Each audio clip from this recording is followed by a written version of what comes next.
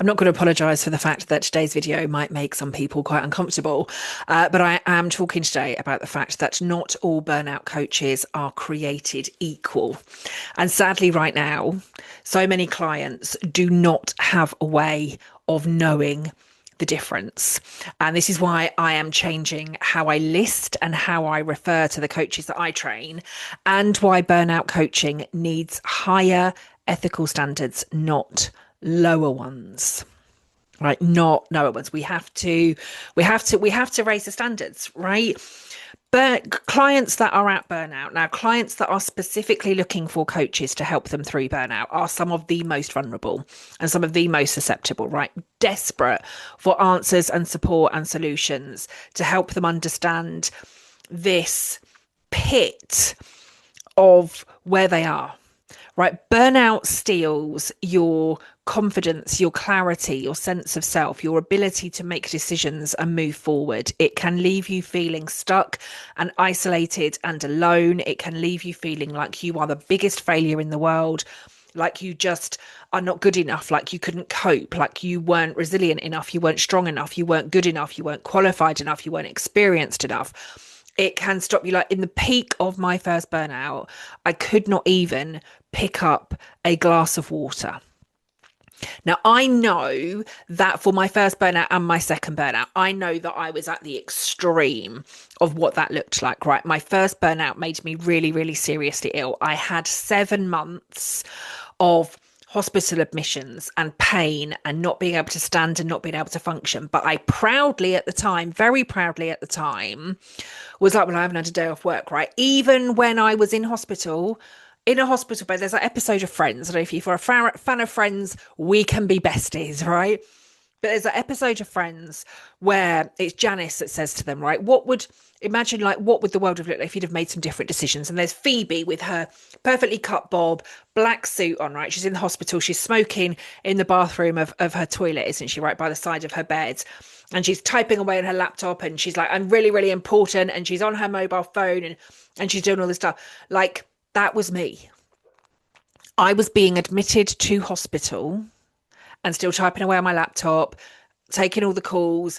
I was attending meetings virtually with they weren't necessarily Zoom meetings back then when I was doing it, but like WebEx meetings where you would dial in for the conference call, say your name after the tone.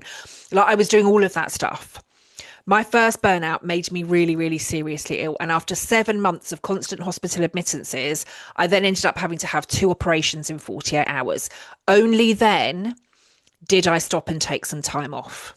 And a lot of that time off actually was my holiday, right? I condensed my recovery into a holiday with my family. And then I was straight back at work doing the same thing. So it's probably no surprise that when I reached my second burnout 2 years later, that one quite literally nearly killed me. Now, not everybody is going to have that level of extreme when it comes to burnout, but I do know, and I have coached and I have trained people that have been wired up to heart monitors, literally having a heart attack and asking, how long is this going to take? Because I've got a meeting in an hour.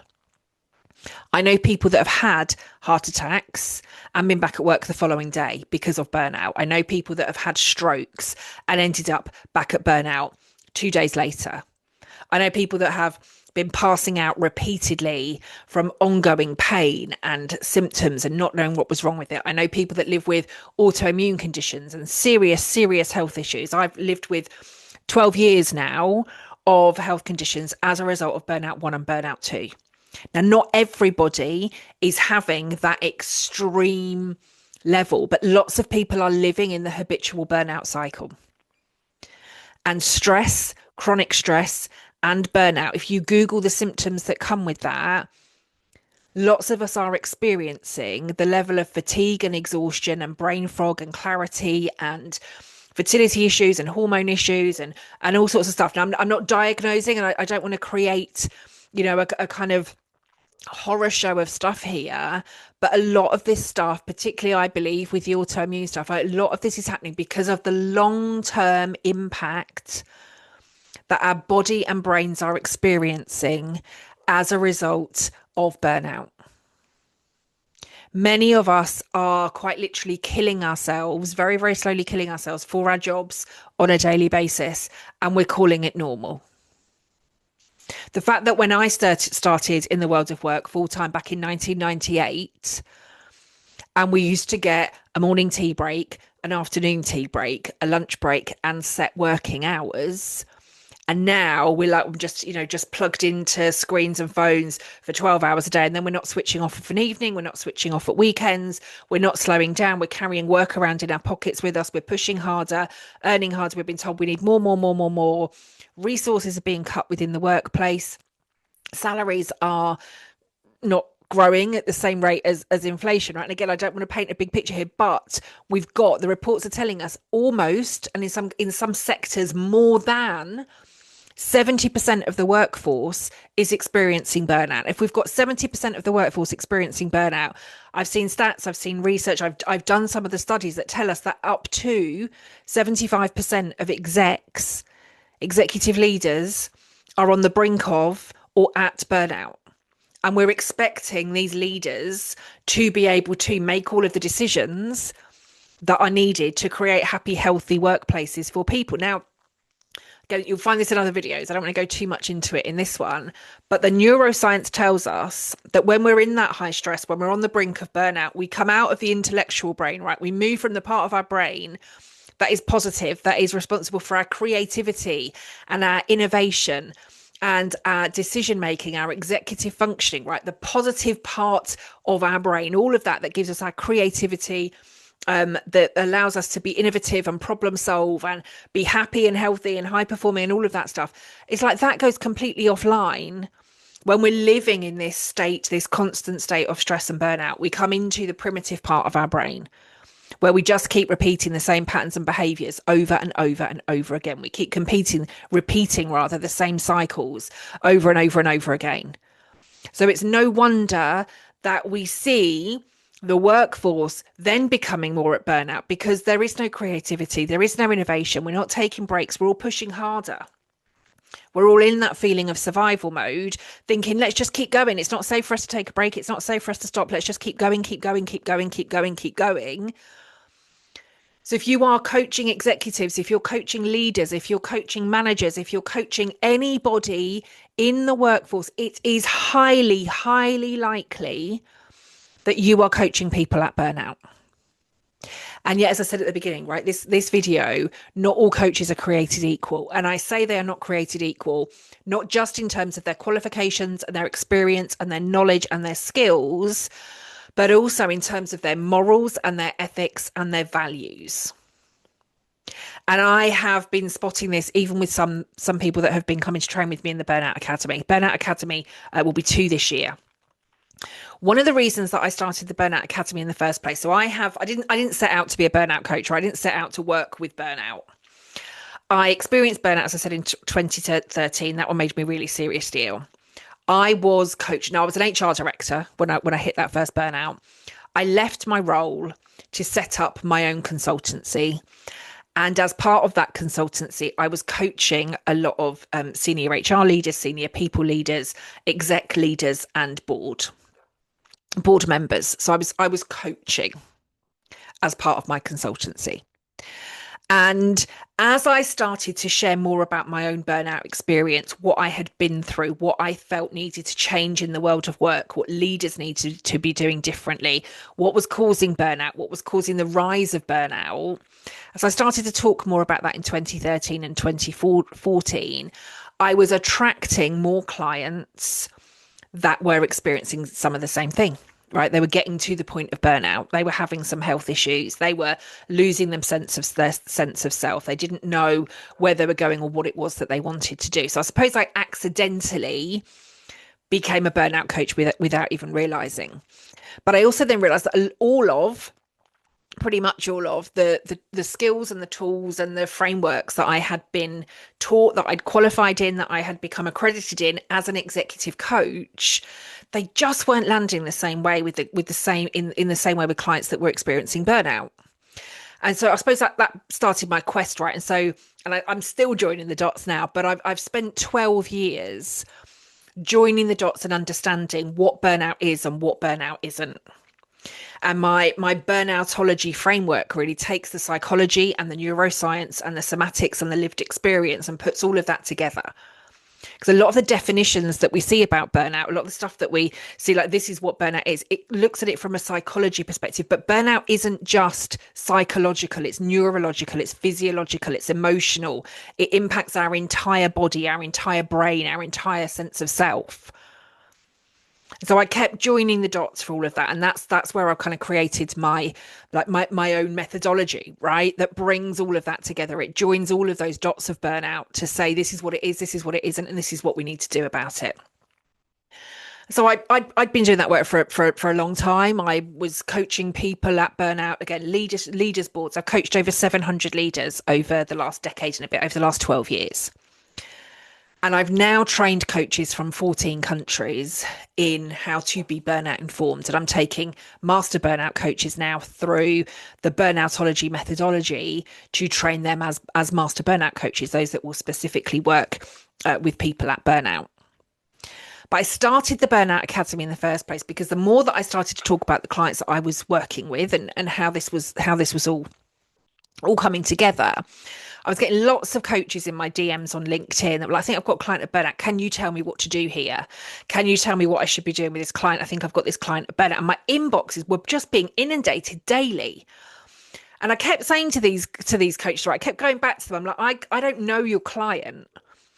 I don't know where they're at. I don't know what they're experiencing. I don't know what you've done with them already. Like, I can't just be like, ask them this question and everything's going to be okay. Because again, like that didn't feel morally or ethically or professionally or personally right for me. It didn't feel aligned. It wasn't aligned with my values or like my personal morals or ethics or anything. But they kept coming.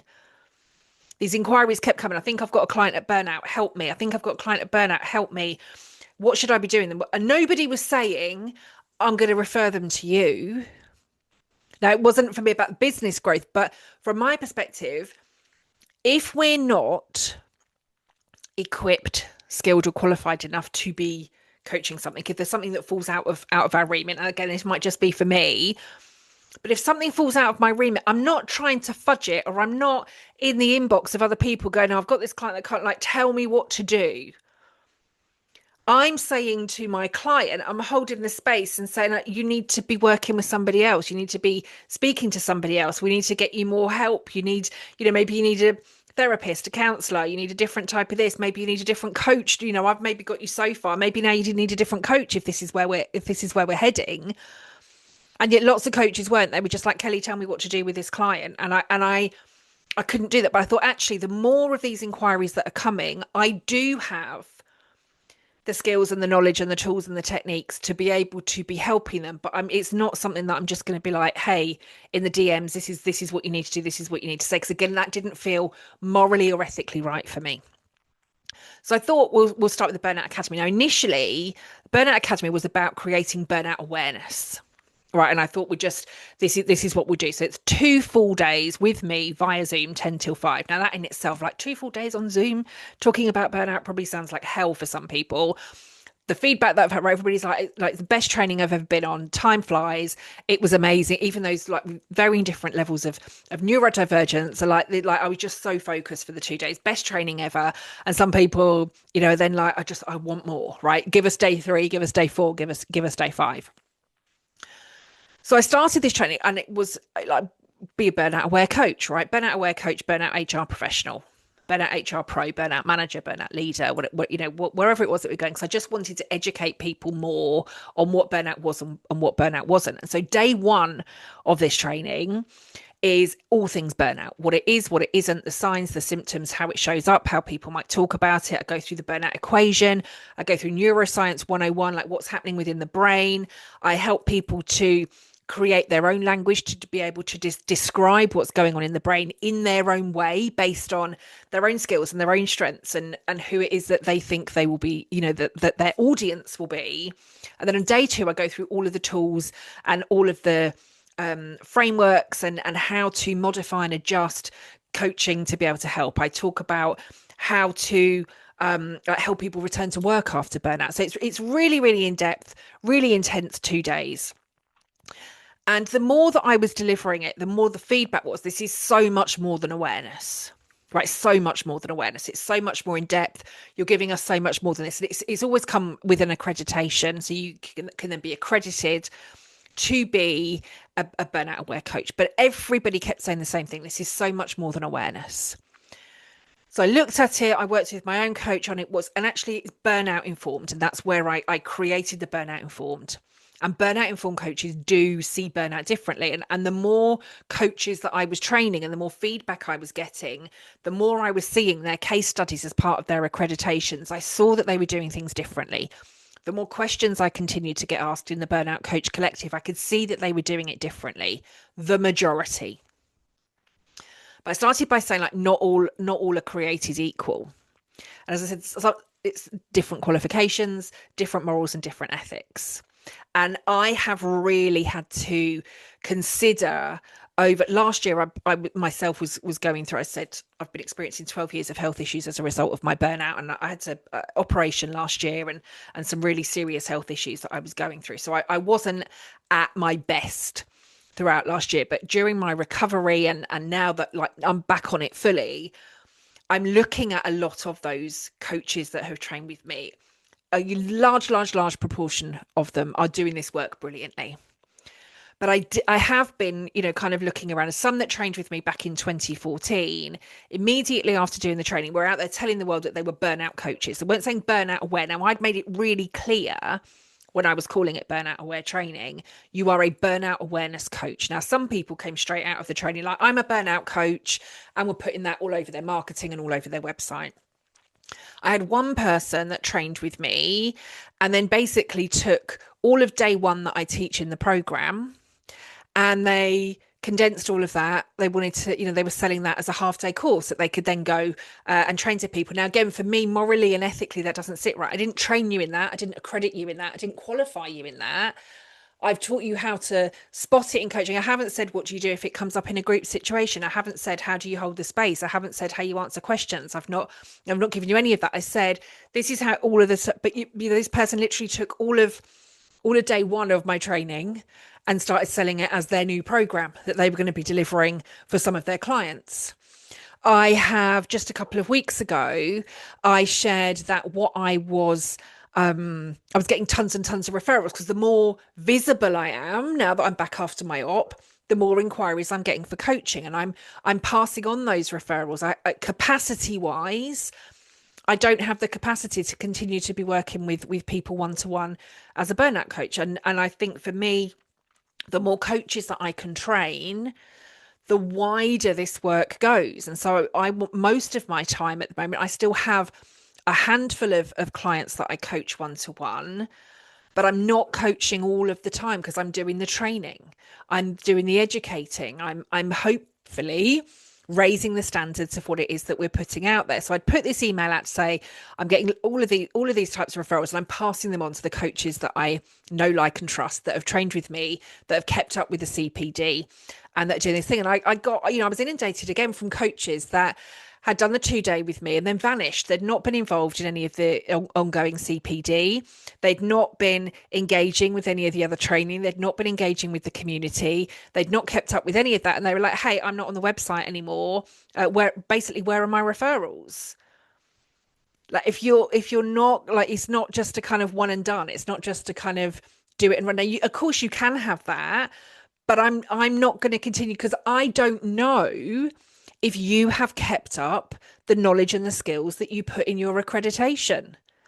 I don't know how you've continued to keep up with your learning.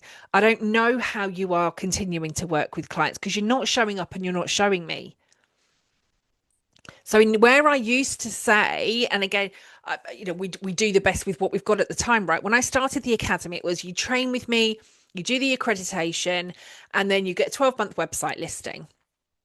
I didn't really then think what happens after that 12 months. But actually, if you want to continue to be on the website, you need to keep coming to the CPD sessions. You need to keep showing up. I need to know that you're having supervision, because again, like, this is my name and my reputation. And if I'm out there then saying, right, burnout informed coaches, the burnout informed coaches that train with me are the ones that are making the biggest difference, If you then don't have the right morals and the right ethics, if you're not talking about the training and the qualifications that you've done in the right way, if you're not keeping up with your learning, if you're not keeping up with your knowledge, long term, this harms my reputation and ultimately does more harm than good for clients that are experiencing burnout. And that's what I want to stop.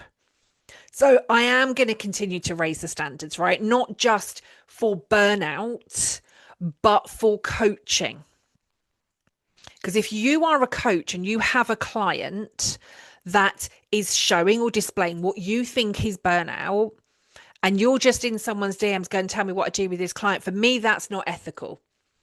And I'm going to continue to say this. If we have got at least, let's say, around 3/4 of the workforce globally at the point of burnout, if you are a coach coaching anybody within that workforce, and we're saying at least 3/4 of your clients are going to be at burnout, if you are not burnout informed, your coaching is not safe.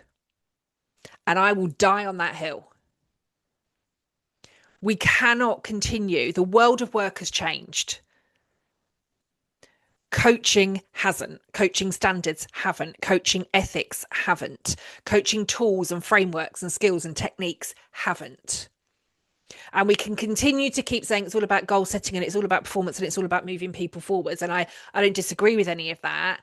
And we need to ensure that it's also about safety. And it's about sense of self. And it's about state. Because somebody that is in a state of burnout, experiencing high periods, high feelings of stress and anxiety and pressure, and they've lost their sense of self and they have no clarity, and their cognitive functioning is offline because of what burnout has done to the brain. And there is research out there that tells us that burnout impacts the brain and our cognitive thinking and cognitive functioning. This is what I'm looking at in my own PhD. Again, to understand even more, right? I'm not stopping with this stuff. I'm not just like, I've done a few, like I'm genuinely want to raise the standards of this. Want to understand it more. I want to ensure that we have got the right tools and the right techniques and the right coaching hasn't changed. And yet the world of work has. If 3/4 of the workforce, and let's say 3/4 of your clients are experiencing burnout, if you are not burnout informed, you are not safe. And again, I continue to see the clients that are in my inbox, the referrals, the recommendations, the referrals that I'm getting, the inquiries that I'm getting, all of that stuff that is coming through tells me the world needs more burnout coaches. The world needs more master burnout coaches, but it definitely needs more burnout informed coaches. And that is those of you that stick to your own niche, your own level of expertise, and doing your own thing with your clients, and you know what to do if burnout is in the room. Not all burnout coaches are created equal. Not in terms of qualifications, morals, ethics, values, how they work, how they see things. I've got another video that talks about the 4 types of burnout coaches. Take a look at that one. That talks you through the burnout buzzword bingo brigade. It talks you through the coaches that have got the lived experience, the burnout informed coaches, and then the master burnout coaches, and talks to you about why they are different, why it matters that they are different, and what it is that you need to know.